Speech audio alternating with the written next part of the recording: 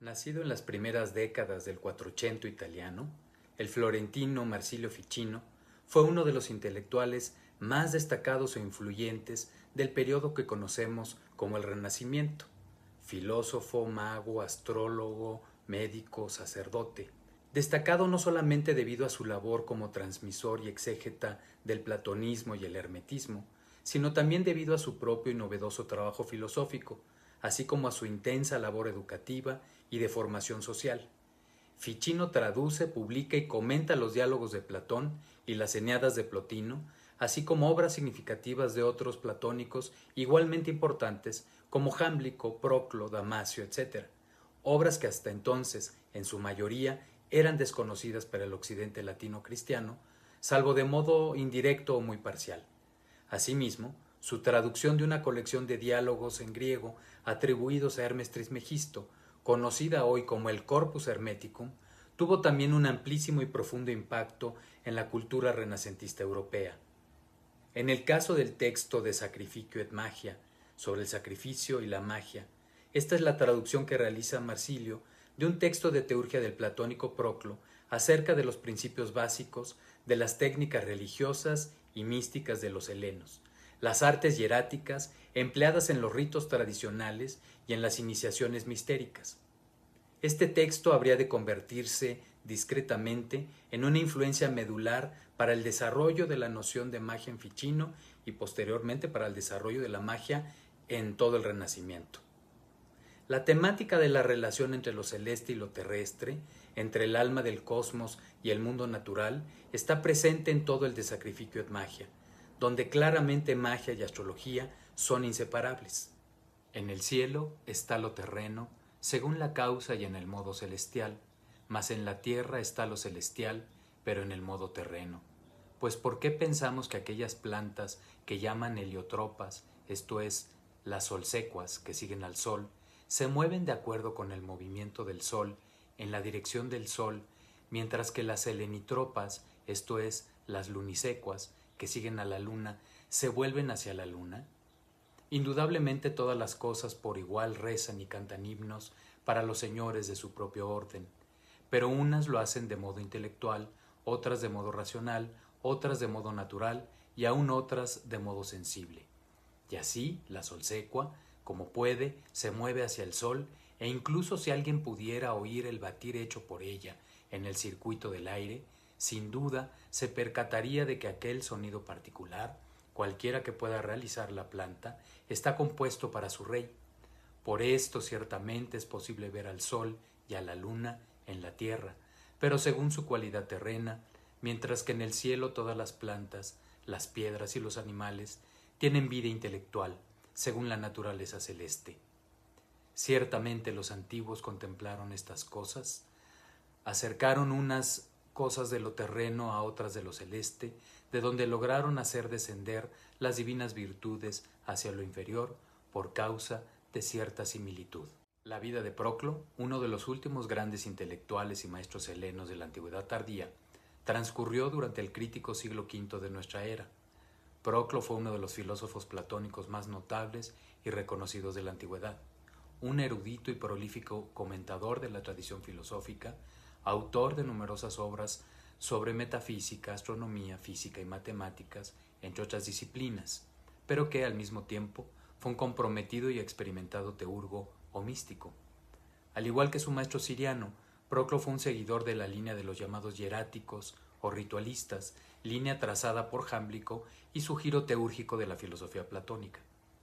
Los platónicos emplearán el vocablo teurgia para aludir de un modo global a toda tecné ritual, a toda técnica o arte de comunicación y participación con los dioses. Correlativo a este empleo, el teurgo será visto como un experto técnico de lo sagrado, como un sacerdote e iniciado especialista, que al mismo tiempo es un filósofo virtuoso, un científico piadoso. Para los platónicos, la meta última de la teurgia es la génosis o unificación del alma, la unión con la divinidad, noción que a partir de Plotino describe la finalidad de la filosofía misma. Se trata de la manera en que el platonismo tardo-antiguo proyecta la noción de asimilación a la divinidad como finalidad de la filosofía según Platón. En el caso de la obra de Proclo, Es muy poco lo que se conserva de aquello dedicado específicamente a la teurgia, si bien este es un tema omnipresente en su obra. Entre otros fragmentos se preservan pasajes de una obra conocida como Perites Catgelenas Hieratiques Technes, sobre el arte hierática de los griegos, cuya traducción al latín será intitulada por Marsilio Ficino como De Sacrificio et Magia, texto conocido también como de Arte Sacrificali. Se trata quizás de extractos de una obra mayor de Proclo sobre teurgia. Los pasajes versan acerca de los principios teológicos, metafísicos y cosmológicos básicos de las técnicas religiosas y místicas de los helenos, las artes hieráticas empleadas en los ritos tradicionales y en las iniciaciones mistéricas. Estos principios son ilustrados de acuerdo con diversos modos de empleo o aplicaciones rituales, con ejemplos de prácticas y correspondencias entre lo celeste y lo terrestre, como ocurre con la consagración de las estatuas de los dioses. Todo ello, reflejo de una concepción extraordinaria, hierática del mundo. El cosmos es una liturgia oficiada por los dioses y de la cual participan los seres humanos, guiados por los jerarcas de la hierática, inspirados por las divinidades, quienes de este modo presiden sobre un arte considerado como análogo al amor, al arte amatoria, según se afirma desde la primera línea del texto.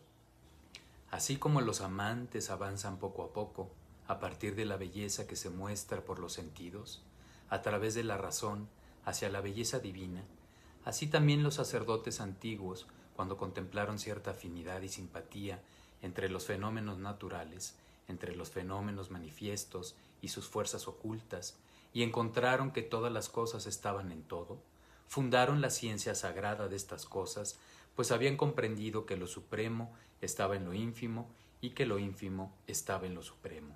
Siguiendo a Platón, Ficino llama al amor el más grande mago y explica la operación mágica como una actividad erótica, porque toda la fuerza de la magia consiste en el amor, afirma. Una dinámica afectiva en donde interviene la emoción y la imaginación, una actividad psicológica en su dimensión tanto subjetiva como colectiva o transpersonal, y de acuerdo con una concepción del rito como una compleja práctica estética y ética, como metafísica práctica. En una próxima ocasión nos dedicaremos más a la filosofía mágica de Ficino, así como a su figura, viendo su carta astral, sin duda un personaje fascinante. En esta ocasión exploramos este poco conocido texto de magia renacentista, el cual tiene un origen aún más distante en la antigüedad tardía helena. Un sucinto texto, sin embargo, profundamente significativo. La traducción de estos pasajes en griego habría de convertirse en una influencia fundamental para el desarrollo de la concepción acerca de la magia que tiene Ficino, quien a su vez se convirtió en una influencia seminal en el desarrollo de la magia renacentista. En la descripción de este video encontrarás la liga a mi perfil en academia.edu, donde hallarás un artículo sobre el texto de Ficino que incluye la traducción completa al español del mismo. Por favor, no olvides de darle like y compartir este video si te gusta. Gracias. En su traducción Ficino es muy literal, se mantiene en su De Sacrificio et Magia en forma y significado muy cercano al griego de Proclo, al cual sigue línea por línea y en muchos casos palabra por palabra. No obstante, en ocasiones observamos también ligeros cambios y sutiles omisiones. Esto parece ser una manera intencional de atenuar el paganismo del texto discretamente, de diluir su helenismo. Ficino muestra una notable capacidad para transmitir fielmente el significado del texto de Proclo, al mismo tiempo que interpreta los breves pero muy sustanciosos pasajes, adaptándolos así a sus propias circunstancias de una manera muy efectiva y útil para sus lectores. Esto lo refleja el mismo título que Ficino da a su traducción, sobre el sacrificio y la magia. En su contexto latino, el sacrificio remite a la sacralización, a la actividad u oficio sacro, al sacerdocio, al arte sacerdotal, equivalente de la tecne hierática referida en el título griego. Pero además es agregada la magia, término que no es empleado por Proclo, pero que sin embargo funciona como equivalente de teurgia en un entorno muy diferente al del filósofo griego, el del cristianismo latino europeo del siglo XV. De un modo similar a Proclo, que usa como sinónimos teurgia y arte hierática o sacerdotal, término mucho más antiguo, Ficino emplea a manera de sinónimos magia y arte sacerdotal. Como una discreta constante en la obra ficiniana hallamos la yuxtaposición del sacrificio y la magia, como también lo hará con el rezo. Ambas son artes piadosas, pero a la vez son algo más que técnicas, correspondiendo a y englobadas por lo que Ficino llama misteria, designación de uno de los 4 tipos de manías o furores divinos, según la estandarización clásica hecha por Platón en el diálogo Fedro, sobre el que Ficino también escribe un comentario. La magia corresponde al furor que pertenece a Baco y que Ficino vincula a su vez con el arte sacerdotal. Así como el amor pertenece al furor de Venus, la inspiración poética al de las musas y la adivinación al de Apolo, incumben al furor báquico de los misterios, cito, los hechos que pertenecen al culto de los dioses, a la religión, a la expiación y a las ceremonias sagradas, y como algo opuesto a la superstición. Cabe hacer algunas breves observaciones acerca del contenido del De Sacrificio et Magia. En primer lugar, sobre la mística erótica o el contexto amoroso de la magia establecido desde las primeras líneas del texto, según ya observamos. Se hace una analogía entre los amantes y los sacerdotes antiguos, entre la magia y el amor. Este une todas las cosas, lo celeste y lo terrestre, que se descubren como en simpatía, en mutua afinidad, pues todas las cosas están llenas de lo divino, dice el texto. Hay una correspondencia y semejanza, noción metafísica clave aquí, entre todos los diversos órdenes presididos por las divinidades, las cuales asimismo presiden sobre el arte sacerdotal, inspirando, guiando a los antiguos por medio de sus mensajeros, ángeles, demones y almas, quienes les procuran, mostrándoles los símbolos divinos que han de ser empleados en este arte, actividad también considerada como ciencia sagrada, dice también el texto.